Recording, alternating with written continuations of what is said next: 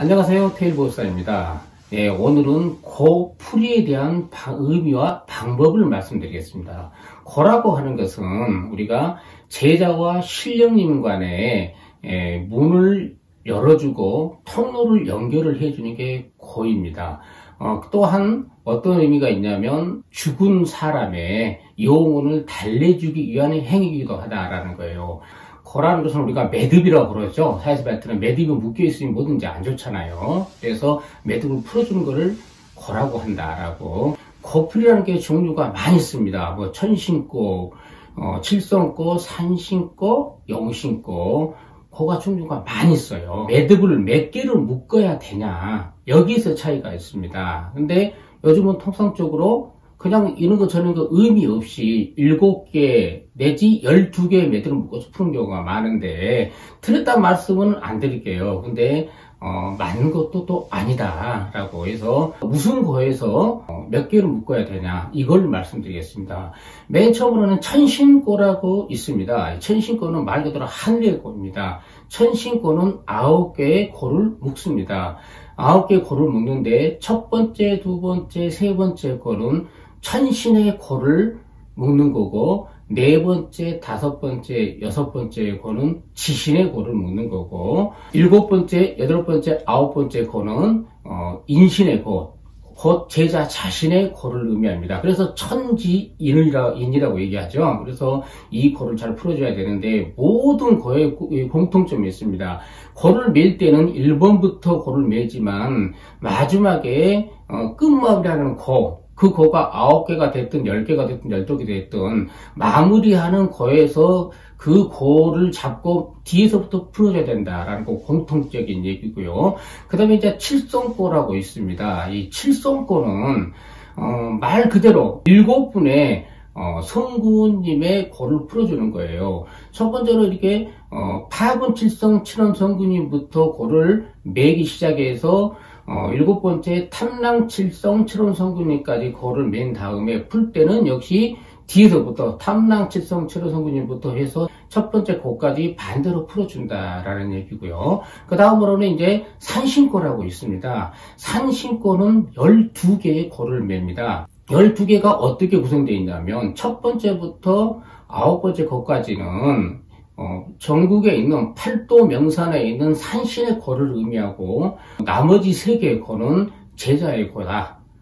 그러는데 팔도 명산에 있는 그 산신은 어떤 산신을 의미하냐? 첫 번째는 백두산의 산신을 의미하고, 두 번째는 묘영산의 산신, 세 번째는 구월산의 산신, 네 번째는 삼각산의 산신, 다섯 번째는 금강산의 산신이시고, 여섯 번째는 태백산의 산신, 일곱 번째는 계룡산의 산신, 여덟 번째는 지리산의 산신, 아홉 번째는 한라산의 산신. 이렇게 9군데 산에 산신의 고를 풀어주고 나머지 3개는 제자의 고를 풀어준다. 그래서 산신은 12고를 풀어야 되고요. 그 다음에는 이제 우리가 신장고라고 있습니다. 참 중요한 역할을 하는 거예요. 우리가 귀신에 씌었다든지 아니면 몸이 아플 때 모든 것을 그 역할을 해주시는 분이 신장님입니다. 그래서 신장고는 몇 개를 외고 풀어야 되냐면은 8개를 맵니다. 첫 번째는 동방의 청제신장님 고이고, 두 번째 고는 남방의 적제신장님의 고를 말하는 거고, 세 번째는 서방의 백제신장의 고고, 네 번째는 북방의 흑제신장의 고를 말하는 겁니다. 그리고 다섯 번째는 중앙의 황제신장님 고이고, 나머지 3개는 역시 제자고를 의미합니다. 그래서 역시 뒤에서부터 제자고부터 풀어서 첫 번째 고까지 풀면 되는 거고요. 근데 이 고를 반대로 풀어버리면 큰일 납니다. 라는 것보다 더 못하기 때문에 반드시 이것은 알고 푸셔야 되고요. 다음으로 우리가 용신고라고 있습니다. 용신고 같은 경우는 용왕님, 바다에 있는 용왕님 고를 얘기하는 거예요. 그래서 용신고도 8개의 고를 풀어야 돼요. 동해바다 용신고죠, 첫 번째가.